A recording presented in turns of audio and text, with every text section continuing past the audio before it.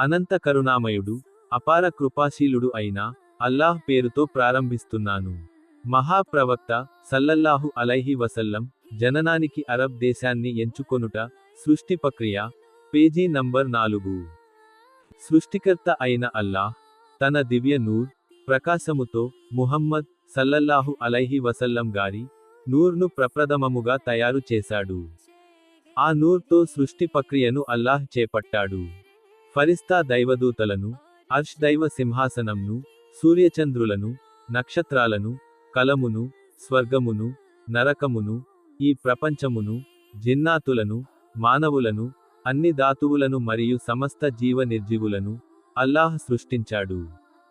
సృష్టిలో భాగముగా ఆదిమానవుడైన హజ్రత్ ఆదాం అలైహిస్సలాంను మట్టితో అల్లాహ్ సృష్టించినప్పుడు ముహమ్మద్ ముస్తఫా సల్లల్లాహు అలైహి వసల్లం గారి నూర్ను ఆదాము యొక్క నొసటిపై ఉద్భవింపజేశాడు. ఆనాడు హజరత్ ఆదాము అలైహిస్సలాం నుదురుపై నున్న ఆ నూర్ దైవ సన్నిధి వరకు కాంతిని వెదజల్లుతూ సదా తళతళ మెరుస్తుండేది.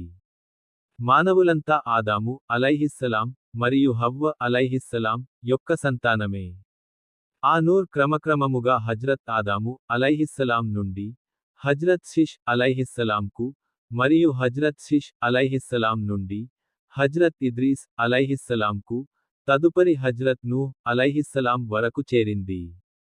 హజ్రత్ నూహ్ అలైహిస్సలాం నుండి క్రమక్రముగా హజ్రత్ ఇబ్రాహీం అలైహిస్సలాం మరియు తన కుమారుడైన హజ్రత్ ఇస్మాయిల్ అలైహిస్సలాం లలో ప్రవేశించియుండెను. ఆ పవిత్రమైన నూర్ను చివరికి మక్కావాసి అయిన కురైషి తెగకు చెందిన అబ్ద్ మునాఫ్ నొసటిపై అల్లాహ్ ప్రకాశింపజేశాడు.